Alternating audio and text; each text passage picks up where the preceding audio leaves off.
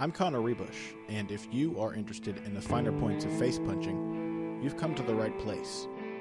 This is Heavy Hands.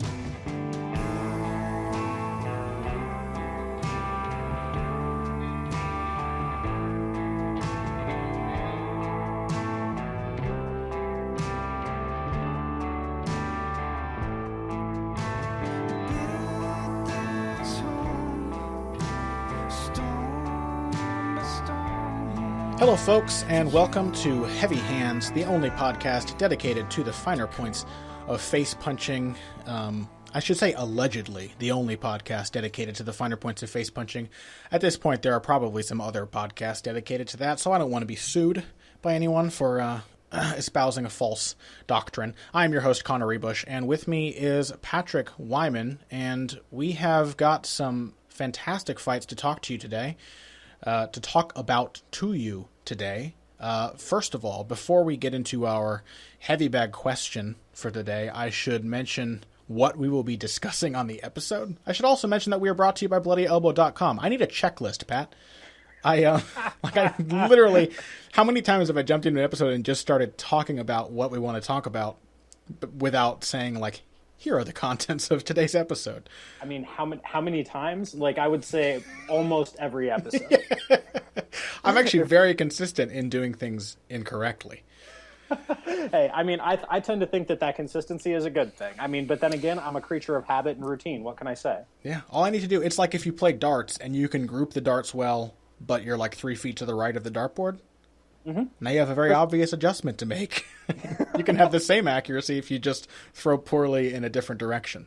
This is true. That's a good way to think about it. So really, you just got to get your eye in. Yeah, is what you're exactly. Saying. I don't have to get better at throwing. I just have to make an adjustment. So now I'm making an adjustment, and now that I've mentioned that we are brought to you by BloodyElbow.com, I will also mention that today we will be discussing the incredibly impressive title defense that UFC strawweight champion Joanna Jedrzejczyk had against Jessica Penne, a very credible challenger. And boy, it was almost every bit as dominant as the one that she had against Carla Esparza, if not more so, because we got to see more of it. It went more rounds.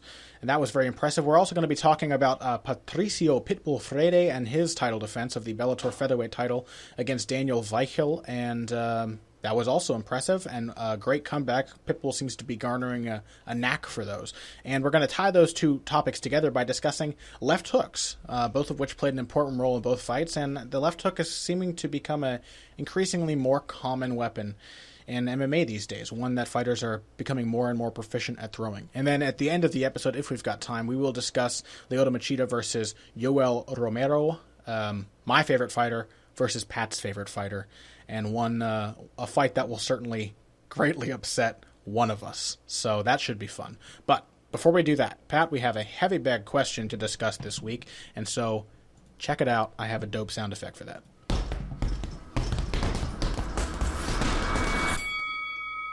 And our question this week comes to us from Adam, from Twitter at Adam Repa, R-E-P-A. And Adam asks, cardio, like chin, really seems to be affected by the mental game. Do you guys agree? What's your response to that, Pat? I would say absolutely. This is a great question. This is a great question from Adam, longtime friend of the show and listener. Really into kickboxing. It has done a lot of interviews with interesting kickboxers. Just did one with Nikki Holtzkin where they talked about some interesting stuff. So I would say in general, now that I'm done plugging Adam. Confidence is a huge part of cardio. Absolutely huge part of it. If you feel like you can go forever, chances are you can go forever. And those are mutually reinforcing things. That if your confidence starts to wane, you're more likely to get tired. Why? Well, there's an underlying physiological reason for this. That if your confidence starts to wane, if the adrenaline starts to take over, your heart rate picks up, you start breathing heavier, you end up using more energy. The second that you like anybody who's ever done white belt jiu-jitsu is familiar with this feeling of panic gassing on the bottom. Yeah. When somebody passes your guard, they get to the mount or they get to knee on belly, and while those positions are inherently exhausting, your panic makes them infinitely worse. The same thing happens with striking. The same thing happens on the feet. If you consistently get backed up to the ropes or get backed up to the fence, and you don't really know how to get off, you get scared. Like that's a thing that happens. Even professional fighters are going to get subconsciously scared in those situations, whether they recognize that emotion as fear or not. Yes, absolutely. And I think the one of the important things to point out is that, and I would like to discuss the relationship between mentality and chin too, since Adam brought that up. I'm sure we've mentioned it on the show before, but the thing is that there's kind of a back and forth relationship between either cardio, stamina, and mentality, confidence, we could say, and also between chin and confidence. That the two kind of affect one another.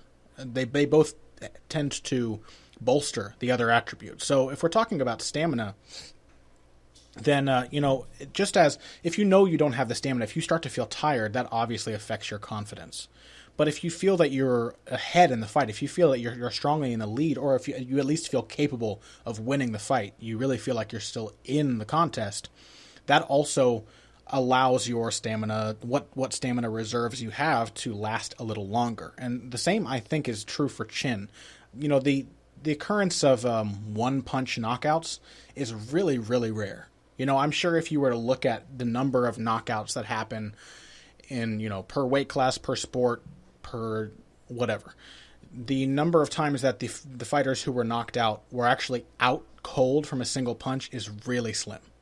And most times a guy goes down and either gets punched out, pounded into submission in MMA, or a referee stoppage is forced, or is, fails to beat the count in boxing, where he's still conscious. And so when it comes to beating the count or surviving the follow-up attack in MMA, when it comes to being hurt by the initial punch but surviving it, I think that is a lot of, or even if you don't go down, how confident you are can affect how likely you are to actually go down from the punch, as well as how quickly you seem to recover. And that too has its role in stamina, because obviously getting hurt by punches means you're going to be tired more, and that's often because that forces you into that panic mode. So there's kind of a triangular relationship here between chin, stamina, and confidence. Would you agree with that?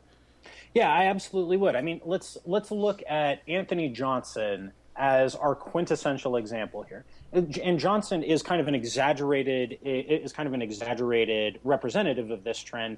But the general principle is abundantly clear there. When Johnson's a quintessential front runner. When Johnson feels like he's ahead, he's not going to get tired at all. When against Andrei Arlovski, where his output was consistently high, where he was throwing 12, 15, 18 strikes a minute, he didn't get tired. When he was fighting Phil Davis, when he was throwing 10, 12, 15 strikes a minute and kind of stalking and walking Phil Davis down, he didn't get tired. The second that he was put under pressure by Daniel Cormier, he gassed and he more or less gave up. Like, he had nothing left by the end of the second round of that fight. Definitely, he had nothing left. But that was a matter of mentality more than the training. I'm sure that, like, if you had been at the Blackzilians and you had seen Anthony Johnson's strength and conditioning regimen, you would have thought, God, this guy's in shape to go 7 rounds. Sure, I'm sure. The thing is most fighters train for more rounds than they actually need to fight. Mm-hmm. Most fighters they'll say, okay, I'm going to prepare my stamina. We've been doing jiu-jitsu guys say this. Like, for example, I think Keith, what's his name? Keith, jiu-jitsu guy. He's not a high-end Gracie. Who's the crazy Gracie with the crazy eyes? Half Gracie. And he's trained. Keith, somebody's going to yell at me because this guy has YouTube videos all over the place. Death metal jiu-jitsu guy, and I cannot remember his name. But he has said, we roll, when we're preparing for competition, we do 8-minute rounds.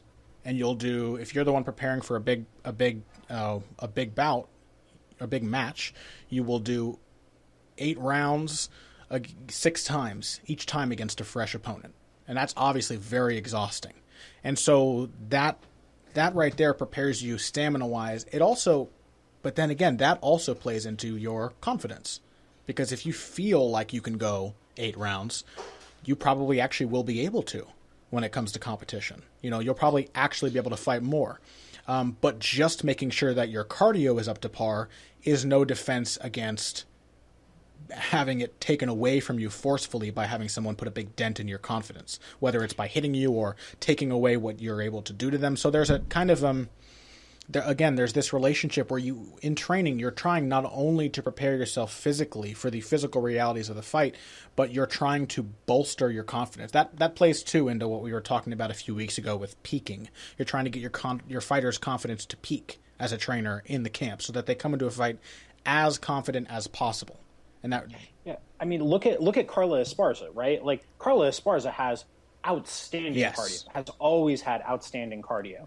But she basically panic gassed against Joanna Jedrzejczyk when they fought in March. Like, she basically panic gassed. Her initial game plan seems to have gone out the window pretty quickly, and then she was just spamming takedown attempts against somebody who was bigger and stronger and easily able to shut down her entries because she was shooting from 15 feet away. Yeah, and compare that to Jessica Penne, just as outclassed as Carla Esparza was, but Jessica Penne didn't really gas.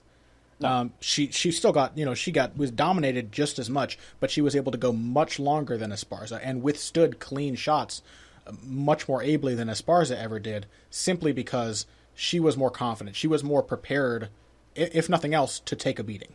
Mm-hmm.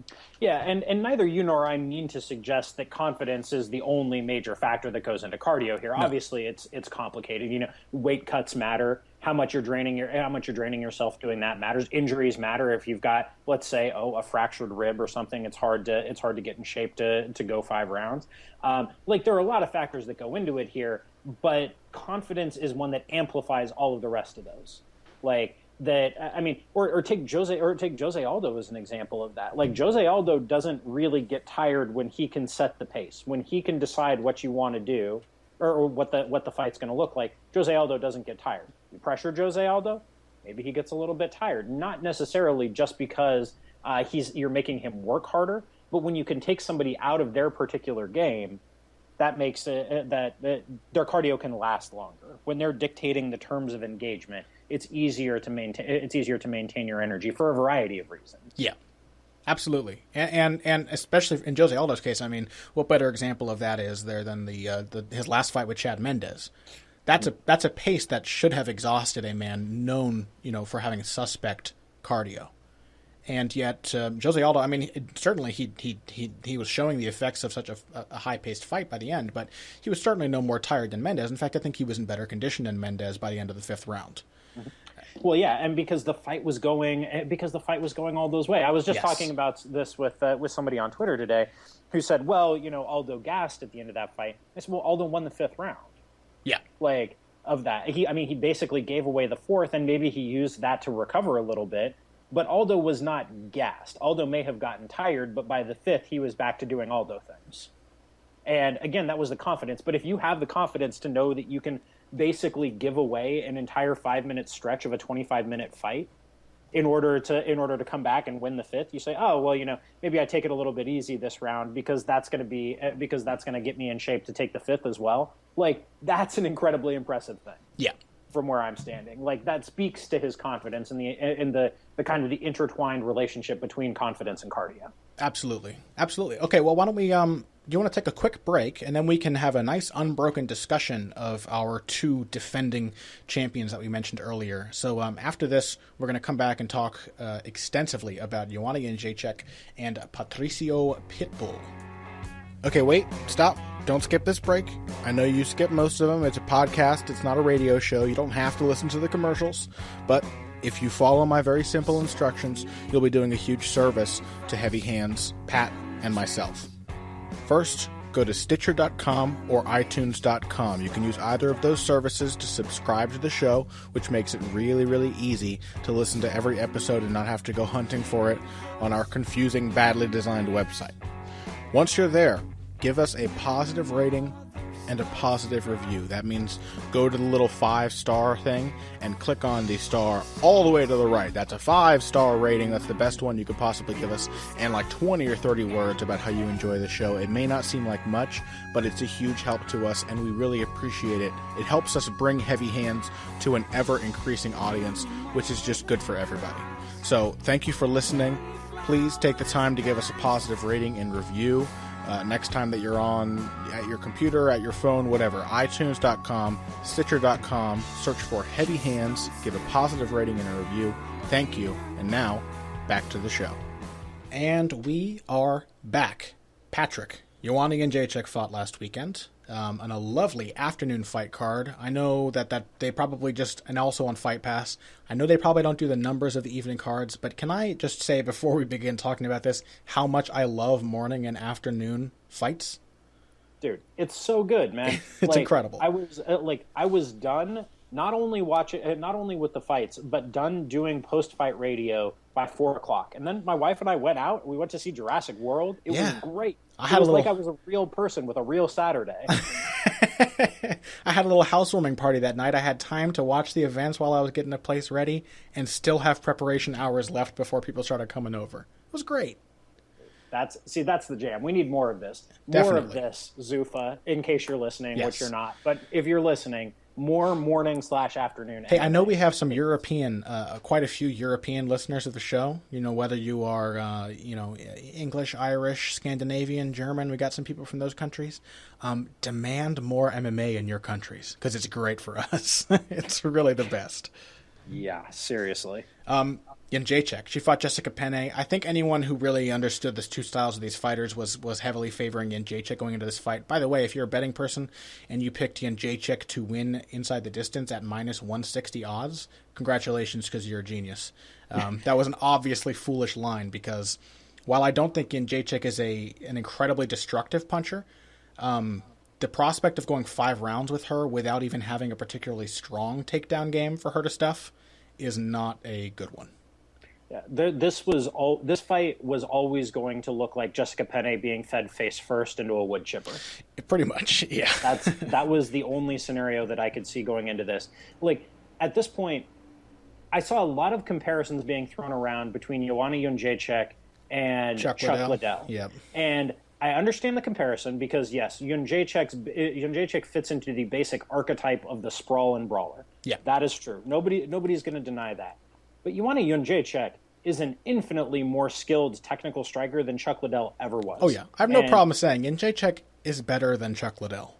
Yeah. Not only is she playing a very cutting-edge kind of metagame where not only is she stuffing takedowns, she's beating the crap out of you while she's stuffing the takedowns and thereby disincentivizing you from doing that in the first place and making you pay for every single failed attempt, that is the cutting edge of a sprawl and brawl kind of game at this point. Not only is she doing that, but she's doing it. But when she's striking at range, she's doing it with an immense level of technical skill. This is an Ernesto Hoost trained striker, in addition to all of her other more traditional Muay Thai experience. Like, she is an elite technical striker, and it's not just Connor. It's not just you and I saying this. It's people who watch a lot of striking who have the requisite amount of respect for Joanna Jedrzejczyk's game at range. Yeah, absolutely. And I think the real highlight and the real clue as to that time training with Ernesto Hoost and learning more of a European, what we typically call a Dutch style of Muay Thai,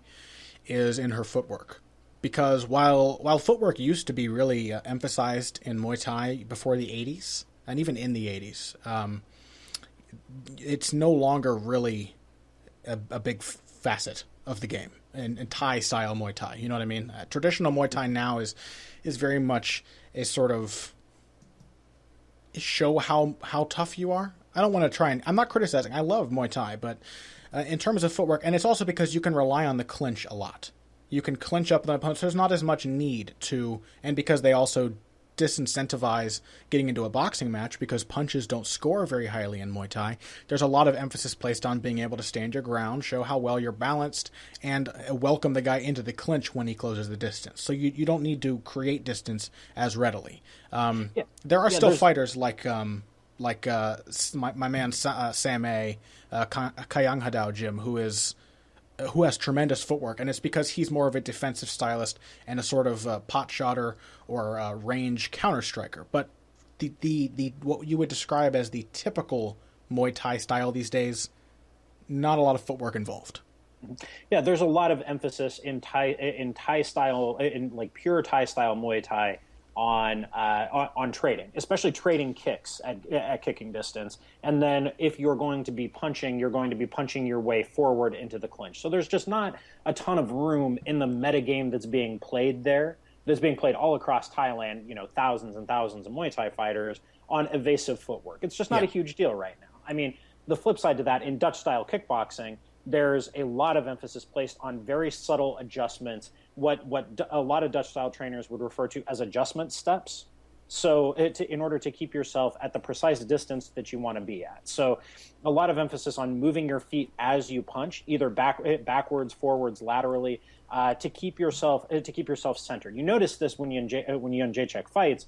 Her head is almost never drifting forward of her lead knee. Her weight is always centered, right? Yeah. Like she's never throwing herself off balance as she throws. It's how she can throw these combinations of 6, 8, 10, 12 punches without just like throwing herself forward into them. It's how she still generates power without throwing herself off balance and limiting the number of strikes she can throw in a sequence. Like, her footwork is absolutely sterling. It's absolutely pitch perfect, and she really excels at these adjustment steps, which is how she always seems to be catching her opponents right at the snappy part of the punch. Yeah. We talked about that last week as a kind of an underrated component of power punching, where you need to where like hitting your opponent right at that point in the arc or the path of the punch, where you've got that 2 or 3 extra inches to snap through it. Like those kinds of adjustment steps, those very small subtle movements, not just to take angles, but to keep yourself at that precise distance. We talked about it with Roman Gonzalez last month as well. Yes. I think just to put a final capper on what I was saying about Muay Thai, just to kind of emphasize that I'm not trying to insult the style, I think that you could probably describe Thai footwork as a system of accepting distance. There's kind of an unspoken agreement where Thai fighters, and you see this sometimes in MMA, but less and less as the striking continues to improve, where fighters will just stand in front of each other and eye each other up. And Dutch style kickboxing, the style that Joanna uses mirrors a lot more of what we see in boxing, where you're either maintaining or creating, you are managing distance. You never really accept the distance that your opponent tries to put you in. You are trying to create the distance that is optimal for what you want to do. And that's definitely how her footwork works, and her punches play into it. She has a very crisp jab. She throws a good straight right, and she throws a variety of other shorter punches. And then she also, she creates distance on angles as well. Distance and angles to me are really inseparable concepts. We tend to think of distance as kind of straightforward, straight back movement. Like, I can step further away and now there's space between us, or I can step forward and now there is less space between us. But if you were watching, for example, when Penne would charge forward at Jedrzejczyk, and fortunately Penne was tough enough to give us the opportunity to see some of Jedrzejczyk's counterpunching, because she is a phenomenal counterpuncher. And I was hoping that Penne would basically survive long enough to duke it out a little bit on the feet, and we'd get to see, because with the spars, all we got to really see is Jedrzejczyk playing the part of pressure fighter. So when Penne would move straight forward, for example, that is closing distance. Jedrzejczyk could get into a running away from the train as it moves on the tracks kind of game. She could have created distance by moving back the same amount that Penne moved forward and thereby maintain distance. But what she typically chose to do was to take a quick step back with her left foot, then move her right foot out to the side and create space on an angle. She would almost move a really nice angle, almost perpendicular to the direction in which Penne's body was traveling.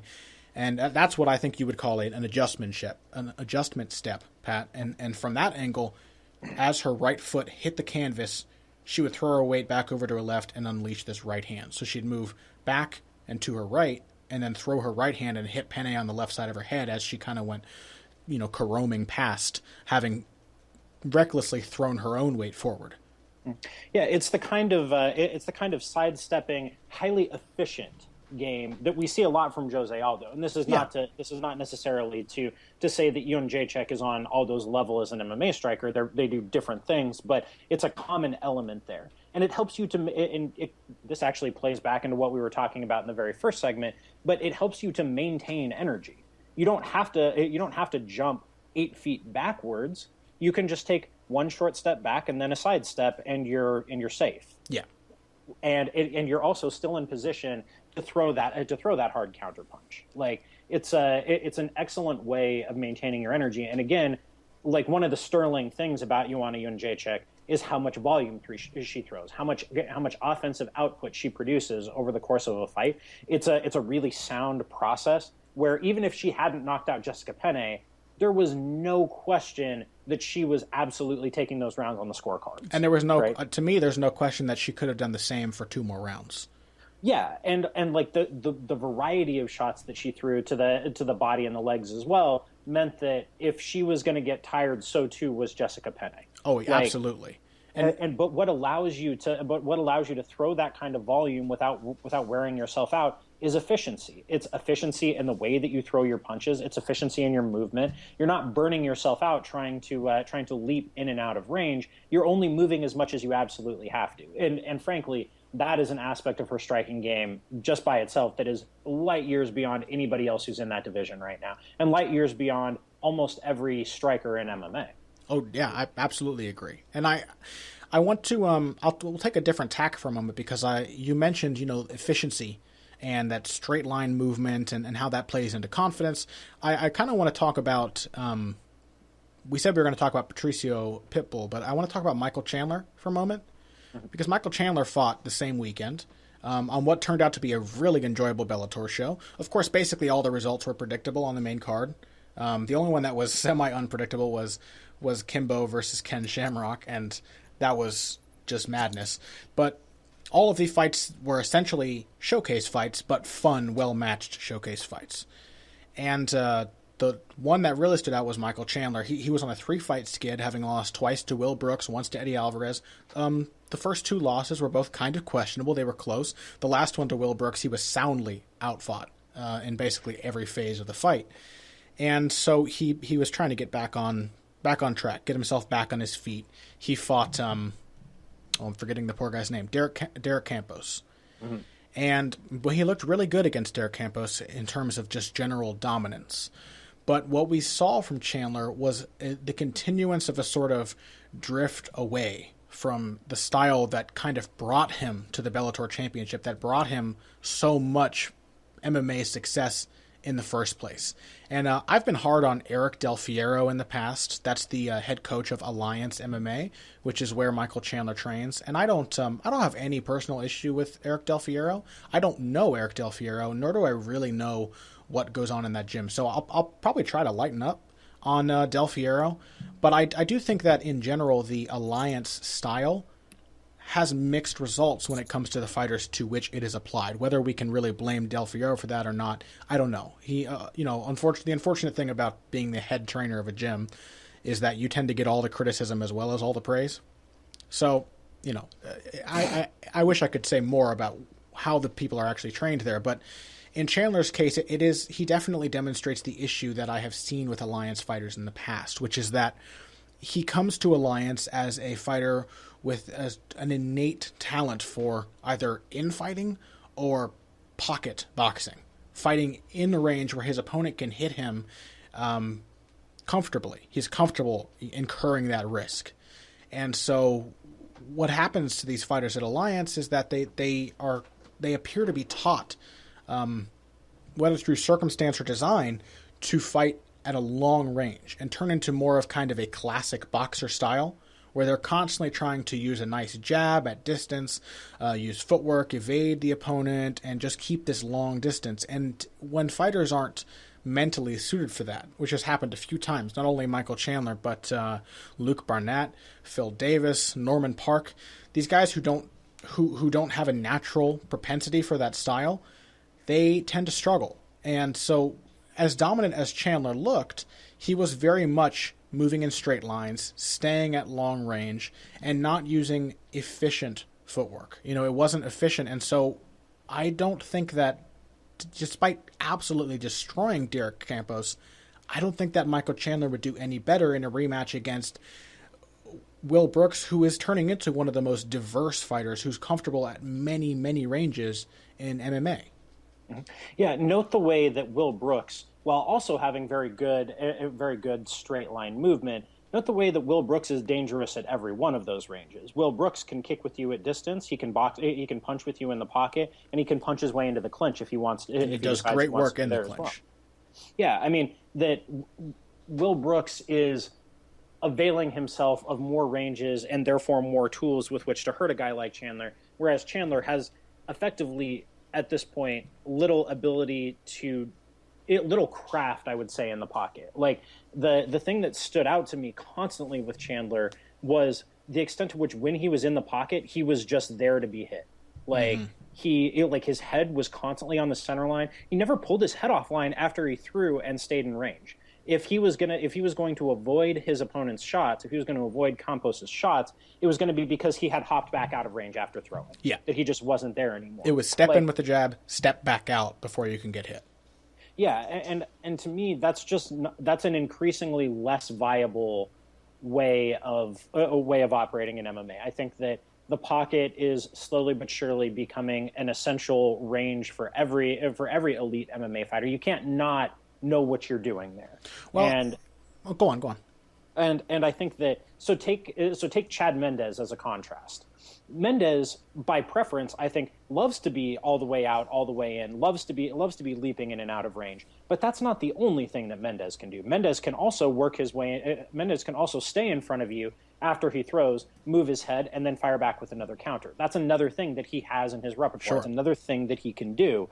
And increasingly so, Chandler does not have that option. And so I don't know. I think it just puts a much harder ceiling on how good Chandler can be than there needs to be. I think he has I think he has the talent to do that. He certainly has the punch.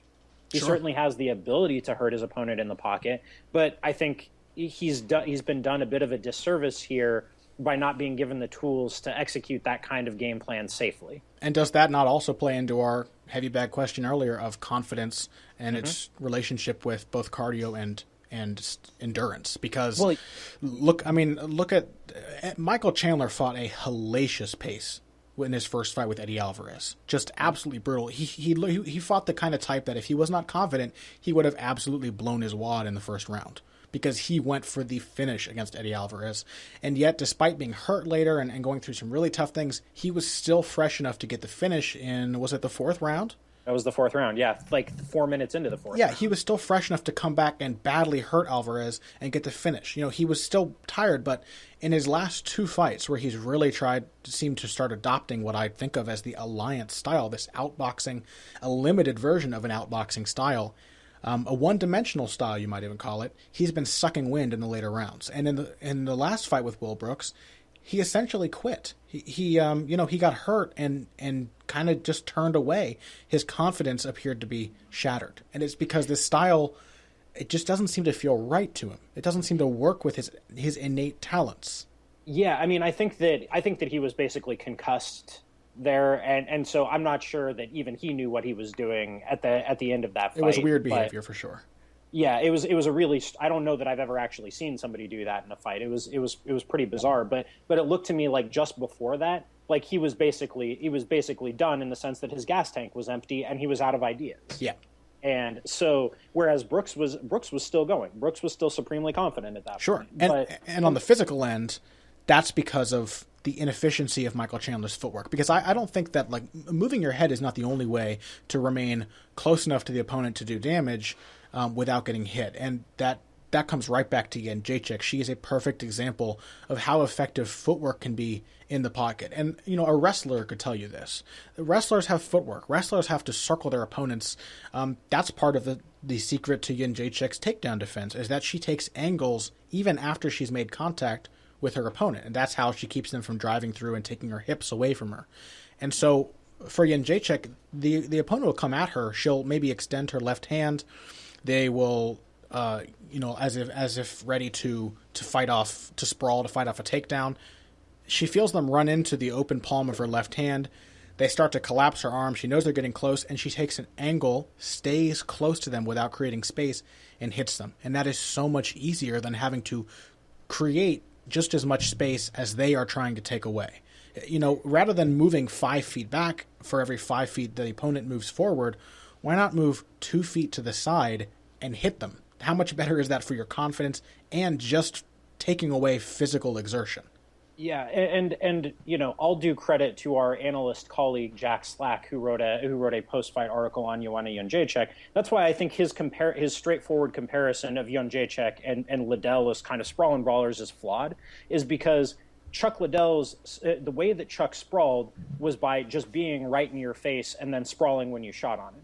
Jedrzejczyk, by virtue of that footwork and by virtue of the angles that she cuts, it's a tremendously more efficient style of takedown defense because she doesn't have to work as hard to stop. She didn't have to go strength for strength. Exactly. It's a lot closer to what Aldo does than what Liddell did back in the day, in my opinion. Yeah, I think so too, and that's why it's also, I think Jedrzejczyk was starting to gas a bit when she fought Claudia Gadelha the first time. Mm-hmm. I think she was getting tired by the end of the Lima fight.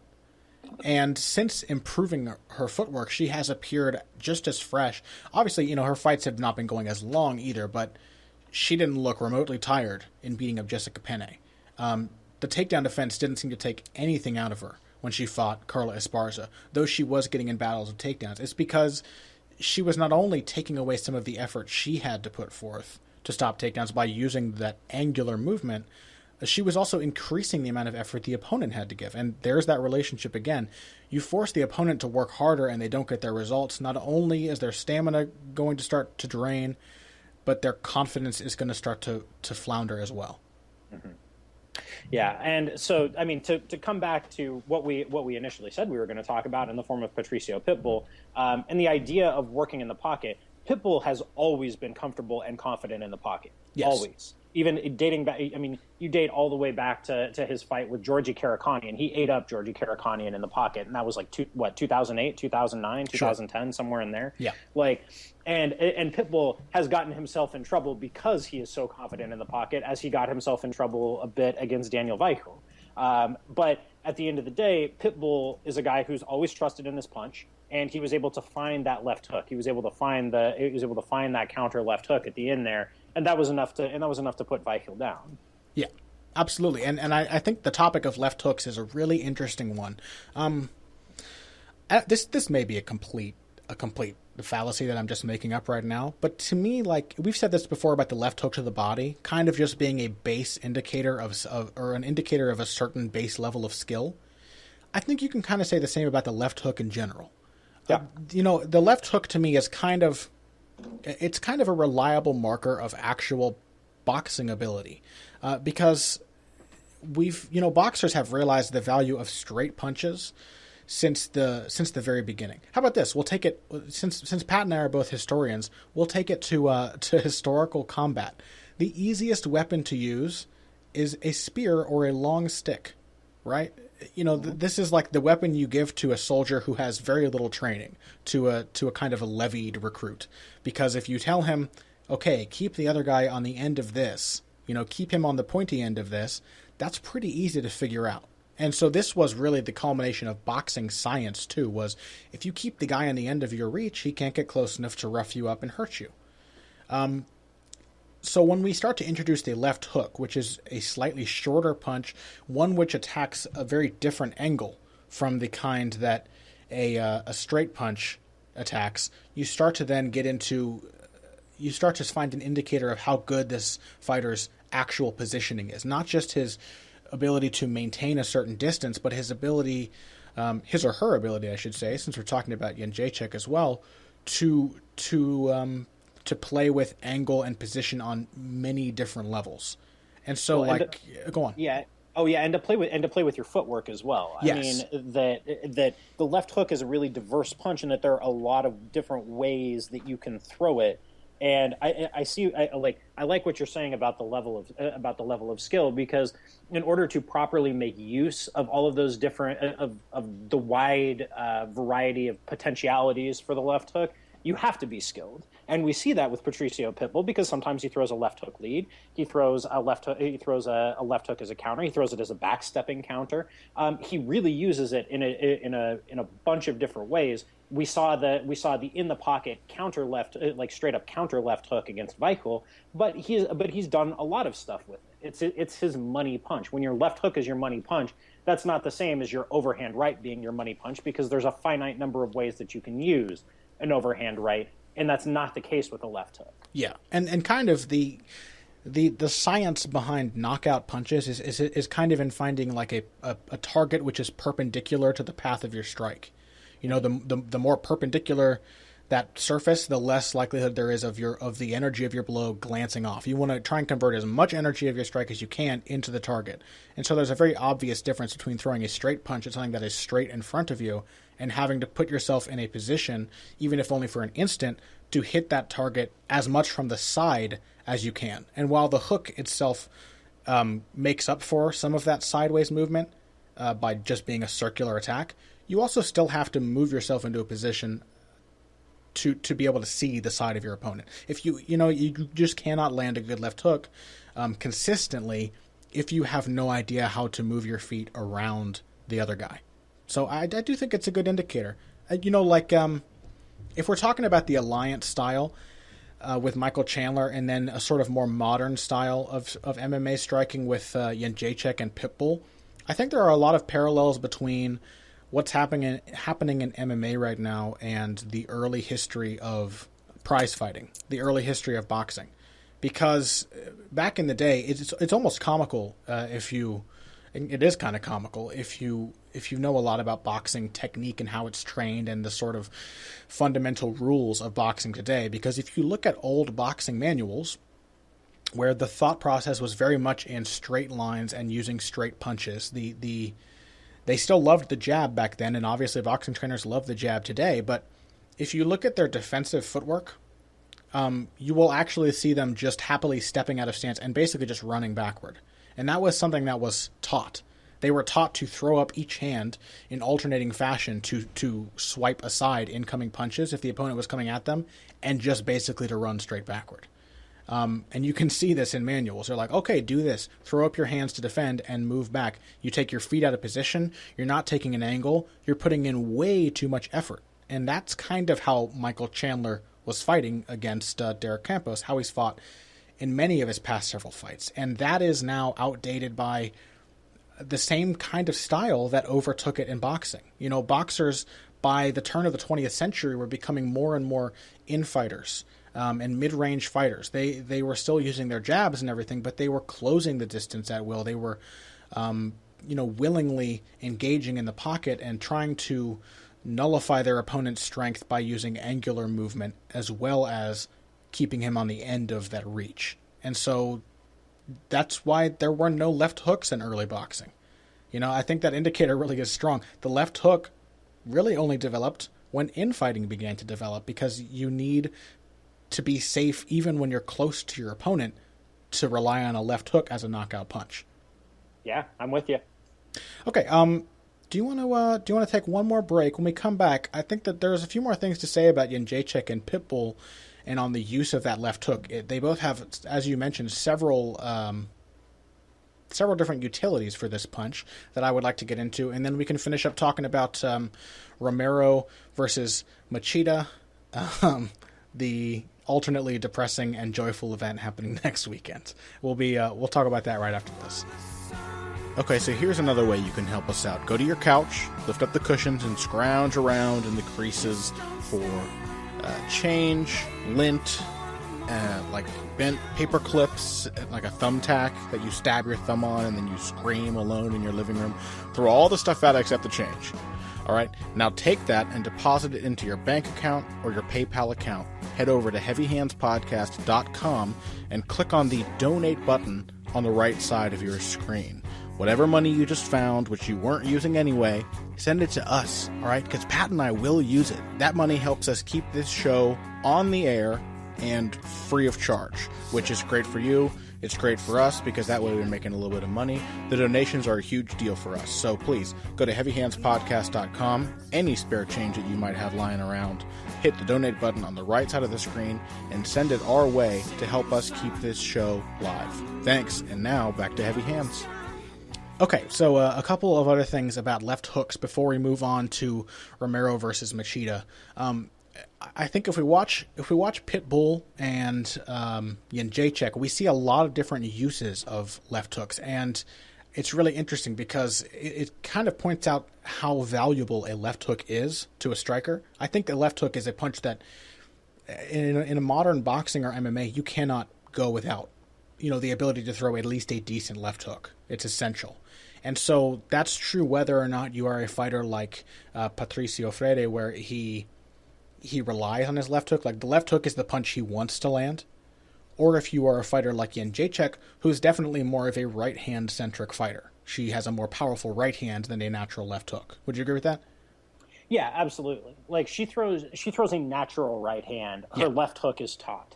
Yes, exactly. So, but it's equally valuable for both of them. And the right, I mean, there's no better pairing in MMA than a right cross and a left hook, and one needs the other, regardless of which one you prefer to land cleanly. And so, the big point there is the point for Jedrzejczyk is that the left hook is a very natural setup for the right hand. And the biggest thing I've noticed about Jedrzejczyk since she began developing her left hook, and we may not have mentioned that before, but I do think it's been noticeably improving in her past few fights since having come to the UFC, and it really was at its best ever against Penne. And as a right-hand-centric fighter, that left hook sets up a lot of the angles and attacks she wants to get off with the right hand and with the jab. Pat, you pointed out that early in the fight against Penne, she was throwing double left hooks as leads. Yeah, she was. That was actually in the very opening sequence of the fight. That's exactly what she did. And it's a testament to Jedrzejczyk's skill as a striker that really her game is based around messing with your hand position and your head and where your head is relative to the center line. Yeah. That's really her game, is mixing up the angle and level of her shots, moving your hands around and then throwing around and through your guard, more or less. Like, that's why she likes that overhand so much, is because her cross is dangerous enough that when you shell up, she can then loop her overhand around it. Or if you start to go to a kind of a double forearms guard to guard against those kinds of punches, then she'll sneak that uppercut up the middle. That's how she caught Claudia Gadelha at the end of the first round of their fight. As she was pivoting, as she was coming out on an angle, she snuck that uppercut right through. Yes. But in this case, she wanted to do a lot of jabbing. And how do you open up your jab? You convince your opponent that the left hook is something they need to worry about. Why? Because that then draws their right hand out of position to defend the jab if they're worried about the left hook. So doubling up on the left hook from the very opening of the fight, that pinned Penne's right hand to her ear for a substantial portion of the first round, and then Jedrzejczyk went to work and ate her up with the jab. Absolutely. And that's the thing that may not, everyone talks about the jab being the foundation of boxing, but the jab to me is just another piece of the game. It's just another piece of the arsenal, and it plays into the other punches just as much as the other punches play into it. So to a classical boxing mind, it might seem strange to say you need a punch to set up your jab, because obviously the jab is not, landing a jab should not really be the focus of anyone's game. That should not be the end-all, be-all of their boxing goals. But to render the jab as effective as it can be, it being such a good setup punch, you have to establish the threat. And so there are times when you have to make sure your jab lands cleanly, so now the opponent is worried about the jab. And creating multiple angles of attack for the left hand by using that left hook is a really good way to do that. And so, absolutely, early on, Jedrzejczyk obviously wanted her jab, and when it was denied a few times, she started to land the left hook, and even if she didn't land it, she started to throw it almost at Penne's hands to get her to move the position of her feet, to get her to react differently with her head, and to get her to move her hand to the side of her head to catch the hook, and therefore opening up this straight line down the middle, which allowed her to land the jab, and then the jab and the left hook working together put her in positions for the right hand. And go on. Yeah, I mean, I like to, me personally, I basically use my left hook to open up my jab. Like, I like to jab, and I think I have a pretty decent jab, but I also love my left hook, and I generally start off throwing left hooks and then move to the jab. Like, it's a clean relationship between the two of them. It's not like these are totally separate pieces of your game. They work together in really important ways. Absolutely. And the other thing I've noticed about Jedrzejczyk, and Pitbull does this as well. I've written an article about it, how useful his left hook is in setting up his right hand. And then again, there's that relationship where once he can land the right hand, it's the left hook after the right hand that does a ton of damage for him. For Jedrzejczyk, she was using her left hook to create angles for the right hand. So the great thing about a left hook is because you can attack the opponent from the side with it. An opponent can read the footwork you need for a left hand to take those angles we were talking about before. But the great thing about that step is that it also lines up your right hand, shortens the distance between your right shoulder and the opponent's chin, and it brings you right into a nice angle, what I would call a weak inside angle for orthodox versus orthodox, where you're really just trying to move to the side just enough to get a nice straight short path for that right hand. And the left hook is great for disguising that step, because if you only know how to do it with the jab, the opponent can notice, okay, they shouldn't be stepping off to the side to really land a powerful jab, because to land a powerful jab, you step right into your opponent. And so the jab can sometimes not disguise that footwork as well. This is why the 1-3-2 is such an effective combination, because you can get the opponent reacting with the jab, you can get them worrying about your punches, you can then follow up with the left hook to disguise that step, and then when they're focused on your left hand, you sneak the right hand down the center. And that's what Jedrzejczyk did a lot. And the other advantage of a left hook is that if the opponent blocks it, it can actually shove them into the path for the right hand. If you like to throw a nice right hand straight off the shoulder, you're basically moving them to their left, to your right, into the path of that punch. And you'll see Jedrzejczyk at times actually just slap the opponent with her left hand, which I think is definitely a trick picked up from a background in Dutch kickboxing, where you're basically just using the left hook either to line up that right low kick, getting the opponent's weight moving onto that left leg, or to set up, very similarly, the right hand. You're pushing them into the path of your next punch. Yeah, absolutely. Like that's a really common thing. That is a really common thing, especially combined with something that I would imagine we'll see Jedrzejczyk doing more in the future as well. Things like glove rips.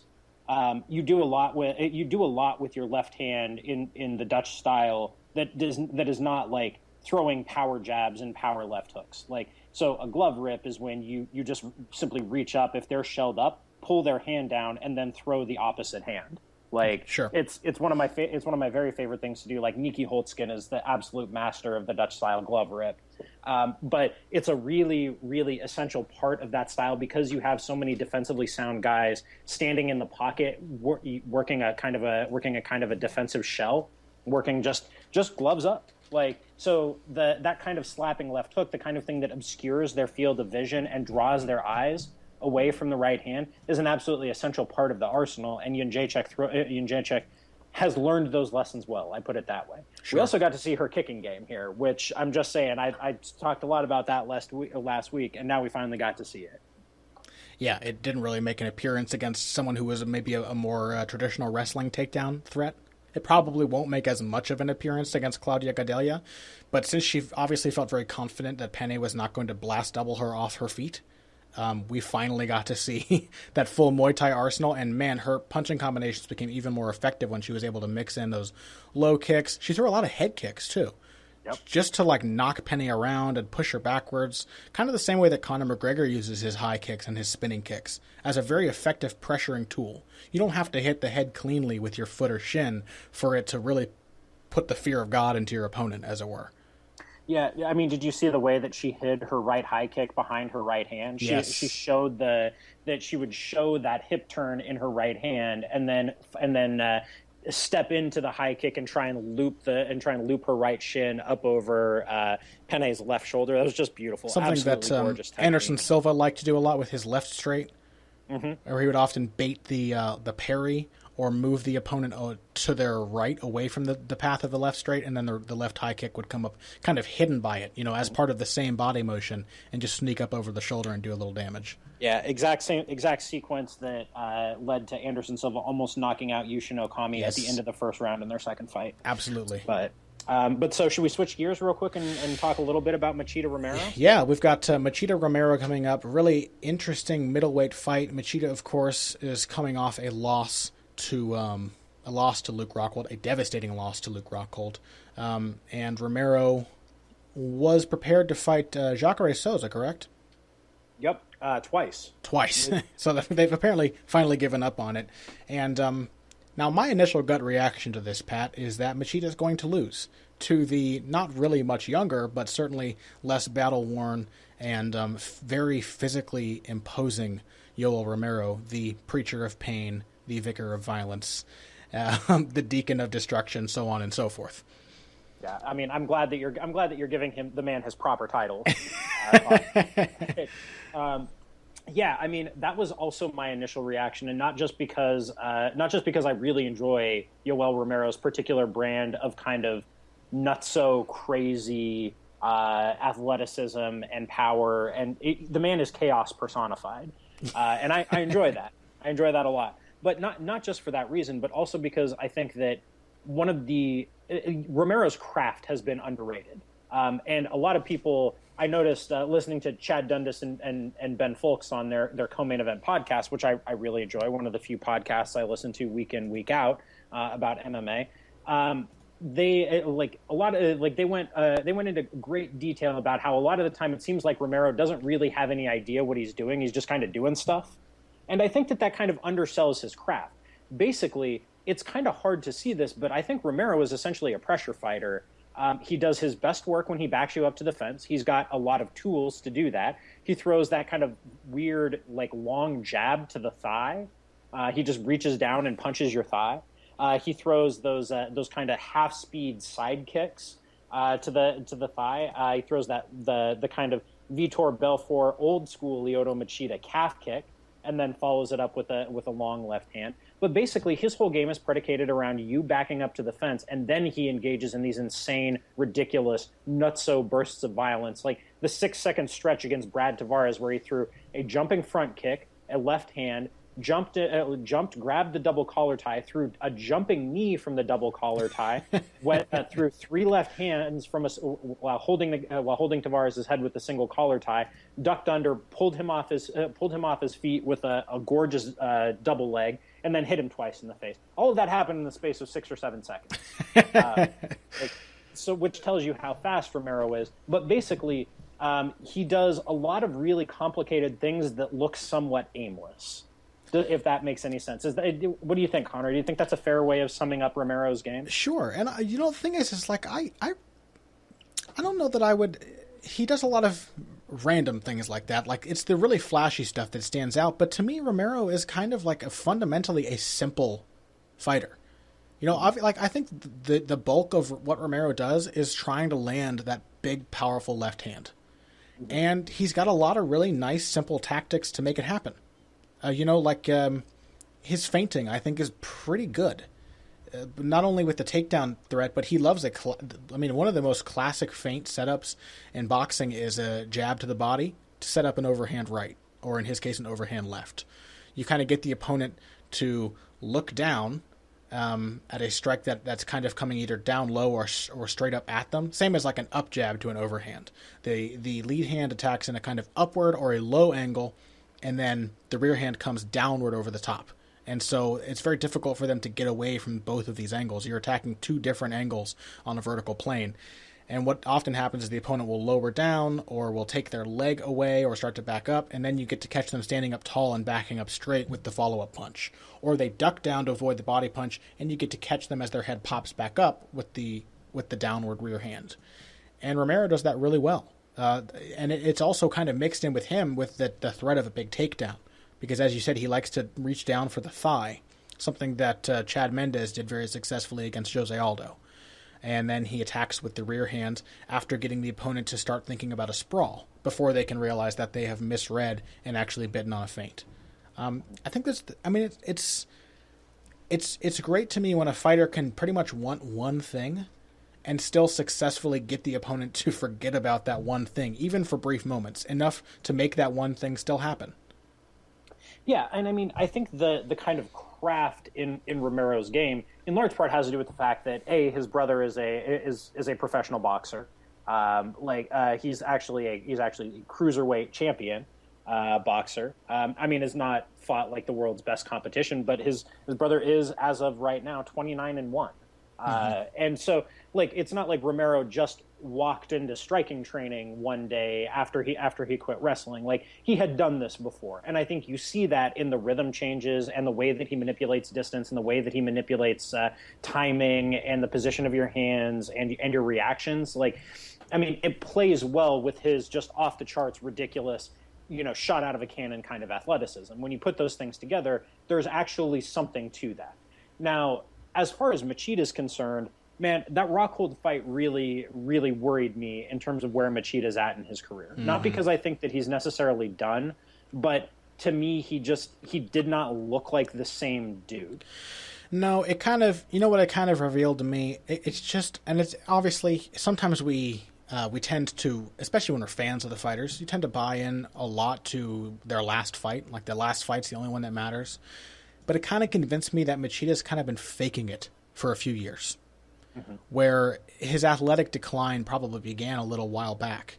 And that he has been covering it up with a sort of newfound aggression, more of a pressure fighting style, forcing the fight more, which allows him to rely less on his timing and his reactive fighting style. And so it's a bummer.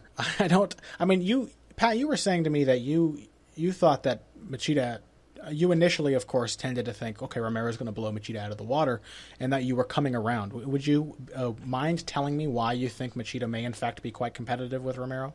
Well, so I think the basic outlines of the matchup should be fairly clear, right? Like, this would not be the first time that Machida has executed, and like we have to assume that he's going to try to do the whole evasive Machida thing, right? Sure. Like that's going to be his game plan here. He does the old Machida thing where he circles on the outside and he picks his spots to jump in with a shot or two, then circles out and turns this into a slow-paced bout where he's mostly fighting off the back foot, he's mostly countering, and maybe he blitzes every once in a while. We've seen Machida do that a whole bunch. Like, if Machida tries to do his new Machida thing and walk Romero down more, he's going to end up in the clinch with a Olympic silver medalist wrestler. I don't think that he wants to be there.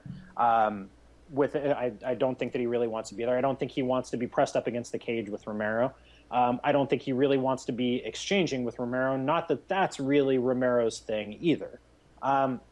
So I think that Machida absolutely can do that. Like, there's zero doubt that that's a thing that could happen in this fight.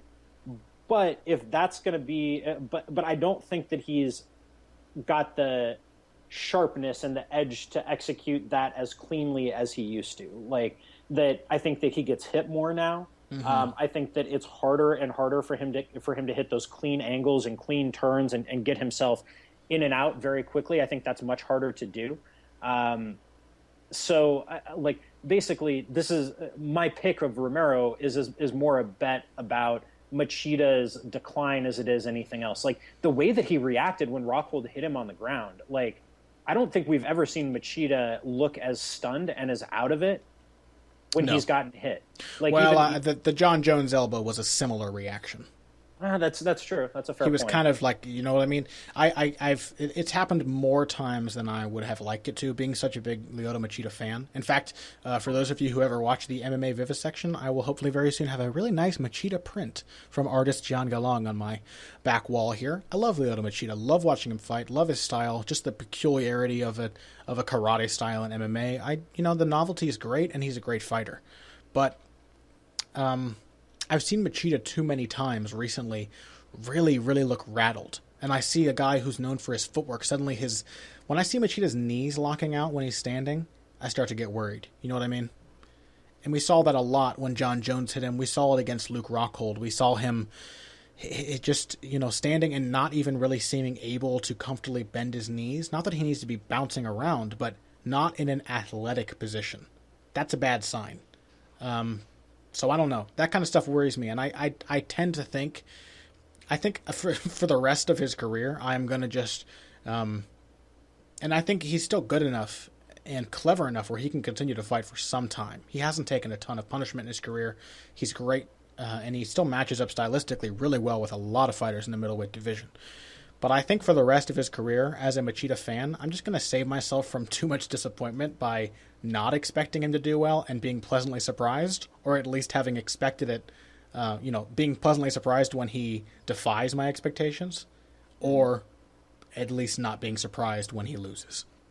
Yeah, I mean, it's tough, right? Because I'm looking at his Wikipedia page right now, and I'm thinking, man, Machida's 37. Yeah. He's 37 years old, and he's been fighting as a professional for more than 12 years. He passed the 12-year anniversary of his first professional fight.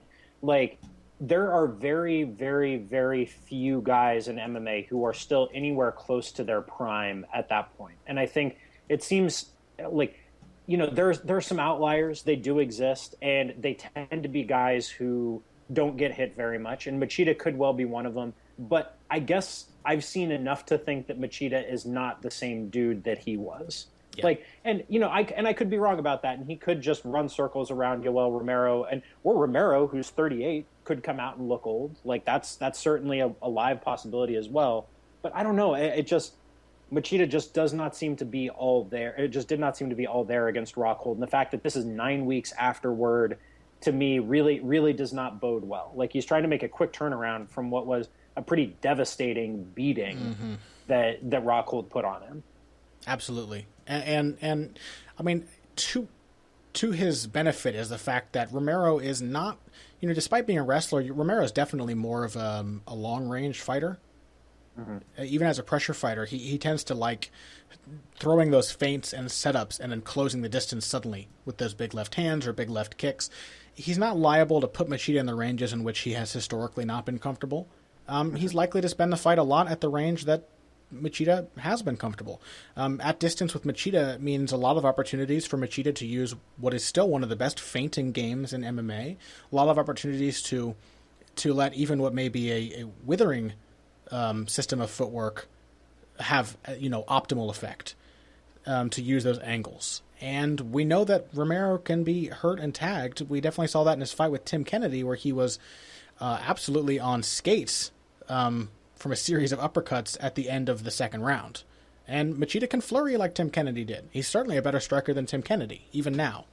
So there's always an avenue to victory for a guy as clever and as skilled as Lyoto Machida. And he's fighting a guy who's the same age as him, more or less.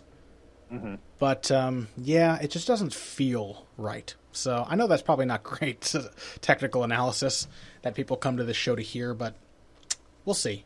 We will see. Wrapping up there on that somewhat depressing note, Pat, you got some things coming out this week before we close out? Just a top 10 on Sherdog on Rising Stars. So we did one of these back last November, and I would like to be doing it as kind of a regular thing. Like, who are the up and coming fighters that we should be keeping an eye on in MMA? Got that coming out, and then my preview of the Machida Romero card, much diminished as it is due to a series of unfortunate events. But yeah, so that's about it. Connor, what are you doing? You got anything coming out? Oh, I got a lot of stuff coming out. One of my favorite up and coming boxers, Rances Barthélemy, fought last weekend. He just absolutely dominated Antonio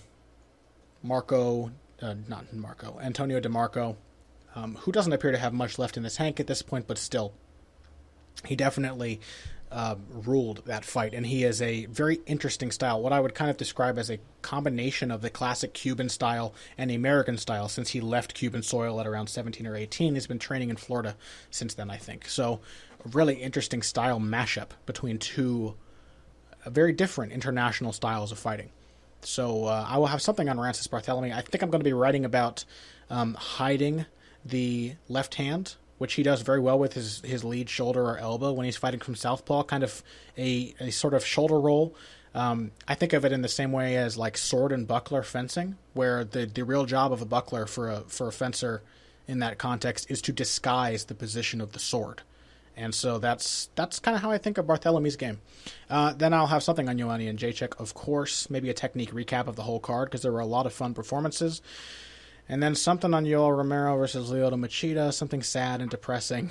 It'll just be riddled with spelling errors, all kinds of stuff like that. So, other than that, I don't know. Oh, did we mention even on the show that Jose Aldo is reportedly out of the fight with Conor McGregor? Which just no more of this. We're gonna pretend this isn't the case. Can we just continue to talk about it for the next week as if it's still happening? Yeah. Oh my God. It's so disappointing. So I hope that McGregor stays on the card, even if Aldo is injured. Yeah, we can only hope so. But only time will tell what happens with that. Other than that, good show today. Good fights this last weekend. Still good fights coming up. We still got McDonald Lawler. We have a great interview with Firas Zahabi coming up for the weeks leading up to that, in which we discussed a lot about his thoughts on ground and pound and the mixture of grappling, jiu-jitsu and wrestling for MMA. Talked about Rory's shot against Robbie Lawler. We talked a little about Aldo McGregor too. So really good stuff coming up in the next few episodes. If you guys have questions you want answered on the show, send them to us on Twitter. You can tag them #HeavyBagQuestions, and we will find them. If we like it well enough, we will mention you on the show and discuss your quandary. And if you want to find this and all of our other episodes, go to heavyhandspodcast.com. On social media, you can find us. I'm at Boxing Bush. Pat is at Patrick_Wyman. We are happy to talk with you about fighting, and because God knows the people in our personal lives are sick of hearing about it. So thank you very much, everybody, for tuning in today. I think that just about does it. So if you came here for the finer points of face punching, you came to the right place. This has been Heavy Hands.